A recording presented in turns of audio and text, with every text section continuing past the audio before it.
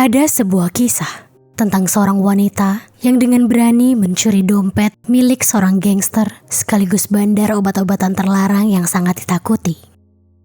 Karena hal itu, sang wanita pun harus menghadapi konsekuensi yang sangat mengerikan dari segala perbuatannya. Di mana kala itu, wanita itu diculik dan diperlakukan secara buas setiap hari selama hampir 1 bulan lamanya. Hingga akhirnya, hidupnya pun harus berakhir karena tak mampu lagi menahan segala luka dan derita yang diterimanya selama masa tawanan. Dan tak hanya sampai di situ saja, yang lebih menyedihkan adalah jasad sang wanita pun juga diperlakukan dengan lebih tidak manusiawi lagi, di mana saat itu tiap-tiap bagiannya dipisahkan dan dimasukkan ke dalam tubuh boneka Hello Kitty. Jadi, begini kisahnya. Van Manye, atau yang lebih akrab disapa Van, adalah seorang gadis berusia 23 tahun yang lahir pada tahun 1976 di daerah Shenzhen, Hong Kong. Seumur hidupnya, Van menjalani kehidupan yang berat dan penuh duka. Wanita itu tidak pernah mengetahui identitas kedua orang tua kandungnya ataupun keluarga lainnya karena sejak kecil dirinya telah ditelantarkan oleh keluarganya sendiri sehingga ia pun harus tumbuh dan besar di sebuah panti asuhan khusus perempuan yang berada di wilayah Matawai, Hong Kong. Tak berhenti sampai di situ saja, kemalangan lain yang lebih parah pun menghampiri Van ketika usianya menginjak 15 tahun. Di mana usia itu adalah usia maksimum bagi penghuni panti. Sehingga dengan begitu, Van pun mau tidak mau harus keluar dari panti asuhan itu dan memulai kehidupannya sendiri tanpa bantuan dari siapapun lagi. Sebatang kara dan tak memiliki tujuan, Van pun akhirnya terjebak di hiburan malam dan mulai menggunakan obat-obatan terlarang untuk pelariannya. Lama-kelamaan, obat-obatan itu pun menggerogoti dirinya sehingga dari yang awalnya hanya sekedar pelarian, perlahan-lahan berubah menjadi kebutuhan. Akhirnya, untuk memenuhi kebutuhannya akan obat-obatan terlarang itu, Van pun mulai bekerja sebagai seorang kupu-kupu malam jalanan. Lama menjadi kupu-kupu malam jalanan, Van pun akhirnya memilih untuk mulai bekerja dalam naungan rumah bordil bernama Romance Villa yang terletak di wilayah Sham Shui Po ketika usianya menginjak 21 tahun. Di rumah bordil itu, Van kemudian bertemu dengan seorang pria yang juga pecandu narkotika bernama Neng Chi Yuen. Awalnya Chi Yuen adalah klien tetap Van. Namun, seiring waktu berjalan, secara mengejutkan mereka tiba-tiba saja memutuskan untuk menikah pada tahun 1996 dan tinggal di sebuah apartemen di daerah Mongkok. Entah apa alasan yang mendasari Van dan Chi Yuen hingga memutuskan untuk menikah. Tetapi dari yang diketahui, sejak awal kehidupan pernikahan keduanya tidak pernah damai dan selalu diwarnai dengan pertengkaran. Menurut tetangga-tetangga apartemen, pertengkaran yang terjadi antara Van dan Chi Yuen bisa berlangsung hampir setiap hari dan selalu berlangsung secara besar-besaran hingga suara teriakan dan makian terdengar ke kamar-kamar lain. Sebagai sesama pecandu obat-obatan terlarang, mereka berdua juga sama-sama memiliki sifat yang sensitif, mudah tersinggung, serta juga sama-sama memiliki masalah dalam kemampuan meregulasi emosi. Untuk itu, tak heran jika masalah sekecil apapun yang menerpa mereka dapat seketika menjadi besar jika keduanya sedang berdebat. Keadaan itu juga diperparah dengan sifat Chi Yuen yang memang kasar dan impulsif, di mana setiap kali marah, lelaki itu tak segan-segan membanting semua barang-barang yang ada di sekelilingnya, dan yang terparah, lelaki itu juga pernah membanting serta menghantam Van.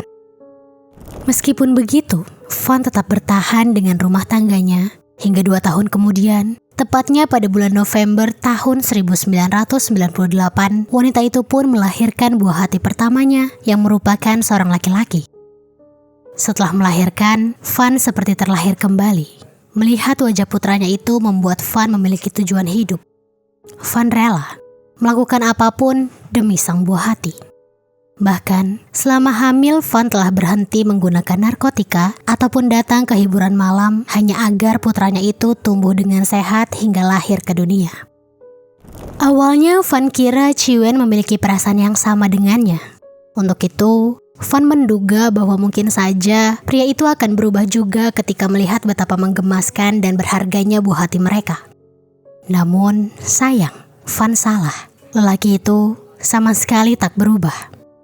Sejak Van pulang dari rumah sakit sehabis melahirkan, rumah mereka tak henti-hentinya selalu diwarnai dengan pertengkaran dan perdebatan yang diperparah juga dengan tangisan dari putra mereka yang masih sangat kecil itu. Bahkan, setelah memiliki buah hati pun Chi Wen masih merupakan pribadi yang kasar dan sering melakukan kekerasan kepada Van. Menghadapi hal itu, Van pun tidak kuat lagi. Wanita itu juga takut jika suatu saat Chi Wen juga menyalurkan amarahnya kepada buah hati mereka. Untuk itu, demi melindungi putra yang sangat dicintainya itu, saat tubuhnya sudah benar-benar pulih dari luka-luka pasca melahirkan, Van pun langsung kabur dari Chi Wen dan memulai kehidupan baru bersama buah hatinya dengan sisa-sisa uang tabungan yang dimilikinya. Tak hanya itu, Van juga ingin menafkahi putranya dengan uang yang lebih layak. Sehingga dengan begitu, Van pun akhirnya keluar dari rumah bordil tempatnya bekerja dan mengambil pekerjaan sebagai seorang pelayan di sebuah klub malam bernama Empress Karaoke Club.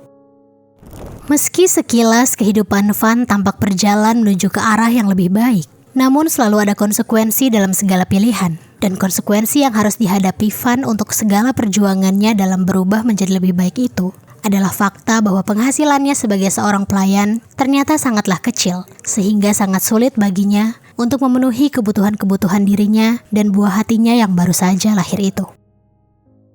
Di sisi lain, hiduplah seorang pria berusia 33 tahun bernama Chan Manlok atau yang lebih akrab dipanggil Chan.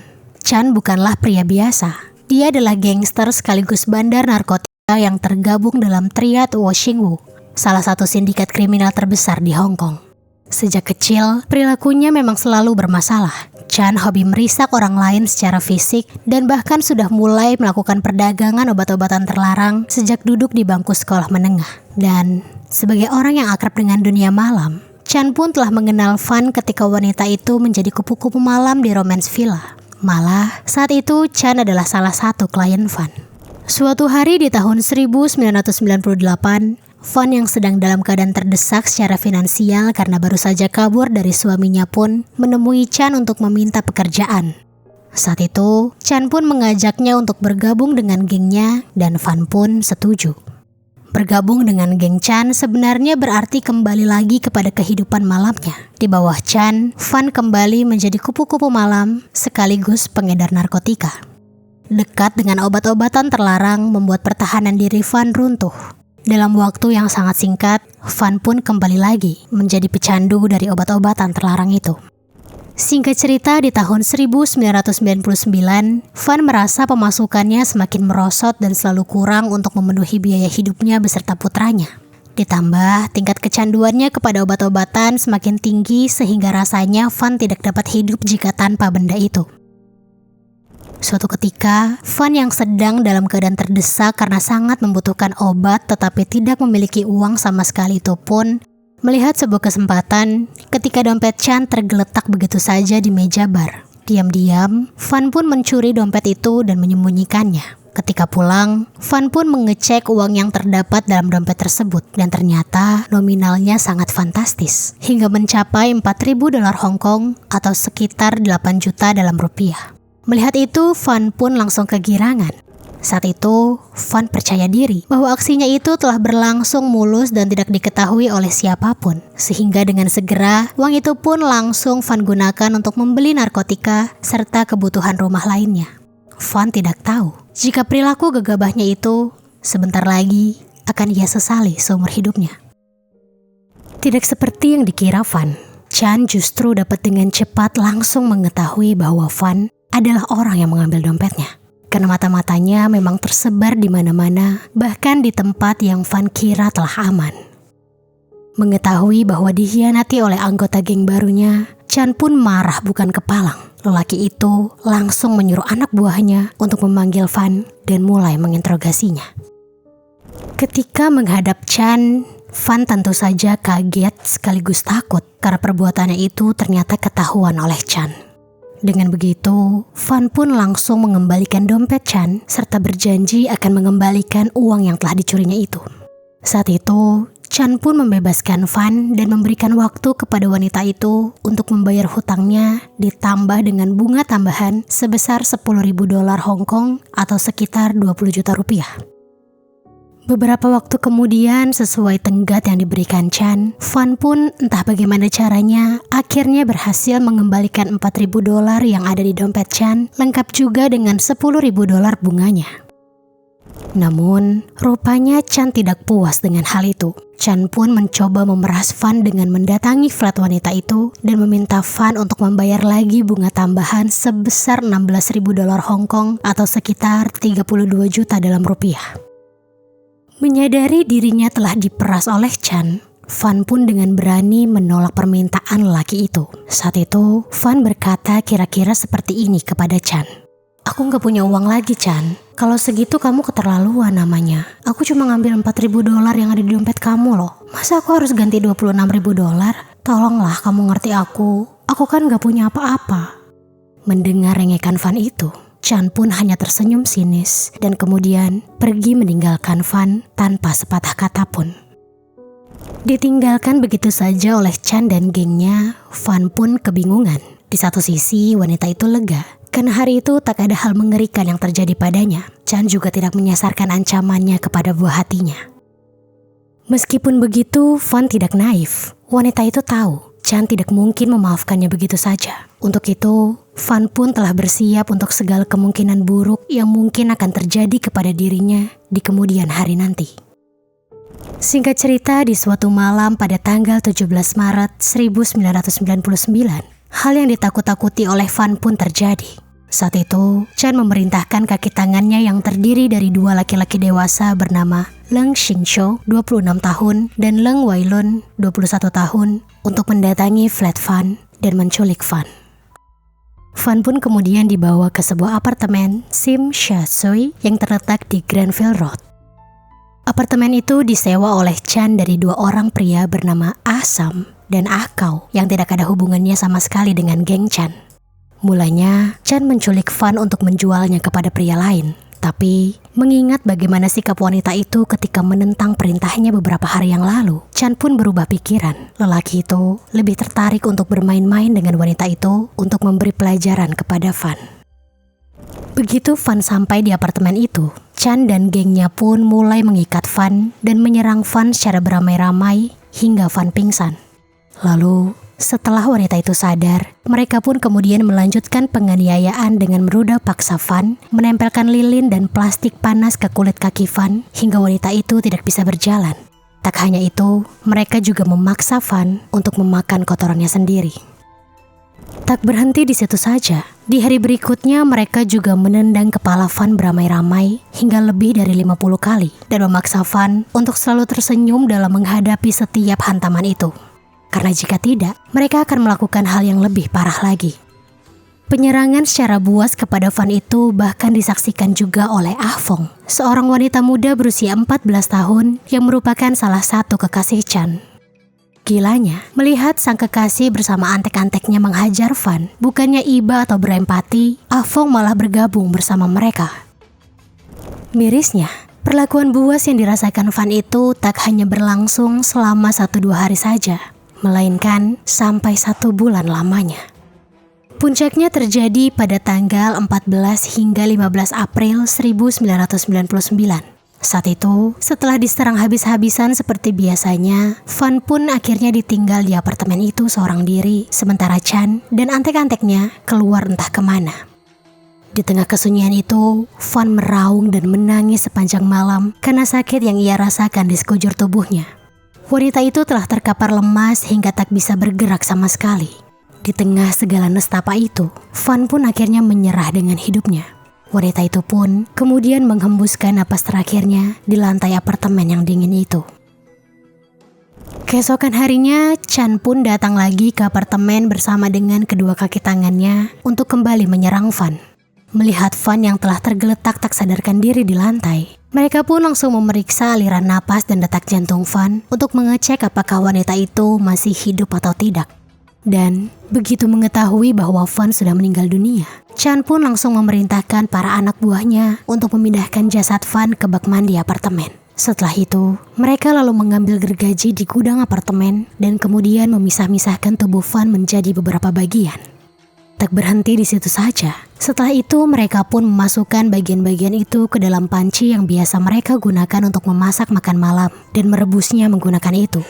Tujuan mereka melakukan semua hal itu adalah untuk memperlambat terjadinya pembusukan dan menekan bau tidak sedap yang keluar dari jasad Van.